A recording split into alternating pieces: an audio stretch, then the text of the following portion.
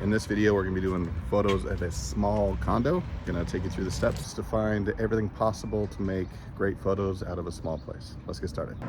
First thing you wanna do is set up your camera so you get the building. If it has the numbers on it or anything, that's great. Get a picture of that. Also get a picture approaching of the parking area just so the agents have it. Usually they don't use it. And if you can, set up your camera so you get the entrance to the place. This is the second story, so I'm gonna kind of get an angle so I can see the number up there. And if it was a first floor, I would get a straight on shot and get that.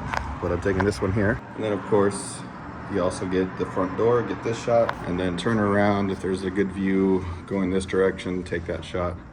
In this case, I will not be doing that. All right, once you're inside, go around, turn on the lights, turn off fans, open shades. Let's get started.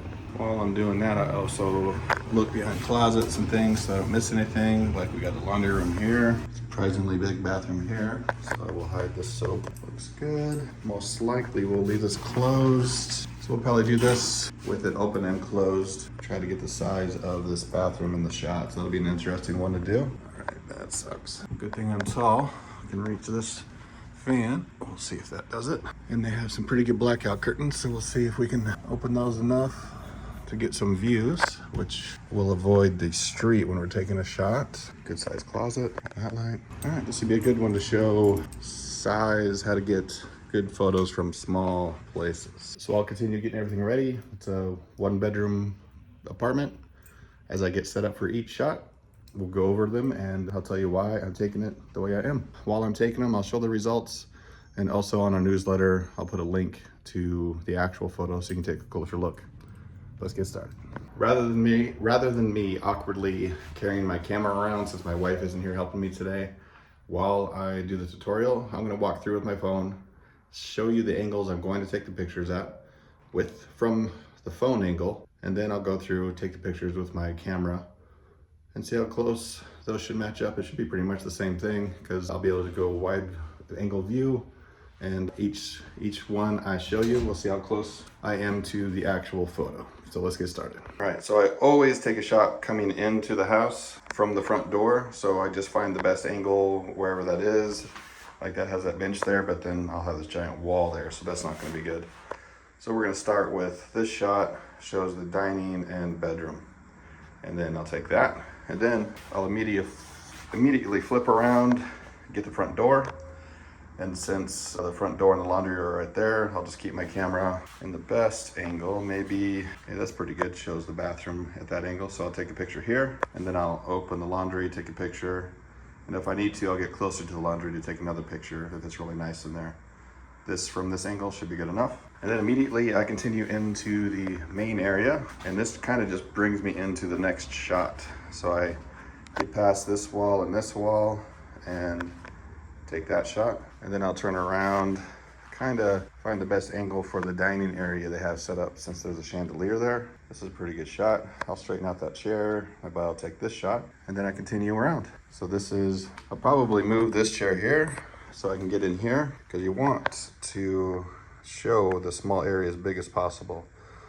So I might move this table a little bit, or just this chair, and then get this angle where this dresser isn't blocking the shot. So it'd be something like this, going into the kitchen, living, dining, all in one shot. If there was a great view out here, I would probably do that shot, but there isn't, so I'm gonna avoid it. And since they have this TV, I would like to stand in that corner, but the TV is blocking me. I'm not gonna try to move that. I'm gonna stand in the middle of this wall over here and get that shot right there. That's pretty good. And then I'll stand over here, I'll move this chair and get this shot also. Then we'll work our way into the kitchen. And I love it when there is a counter like this or something like that. I'm gonna dead center that, take that shot, and then I might do another one pointing at this corner and getting that shot. Now, small kitchens are the hardest to take photos of, especially when they're a triangle like this.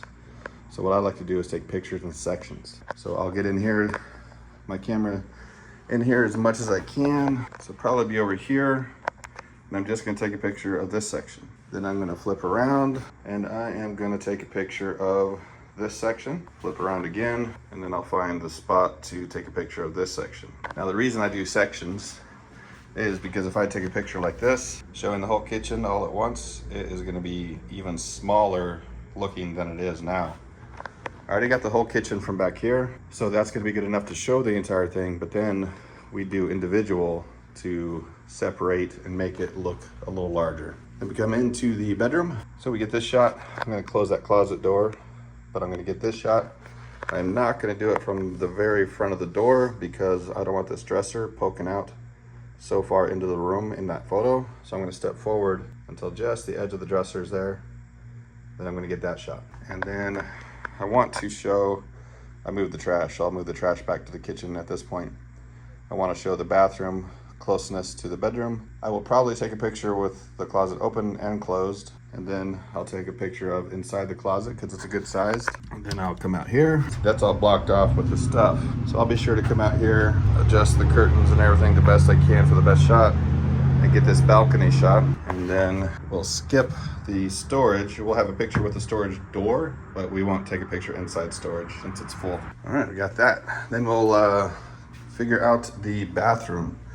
So I will have this one shot that shows the sink, toilet seats are always down, by the way, and it'll show the curtains.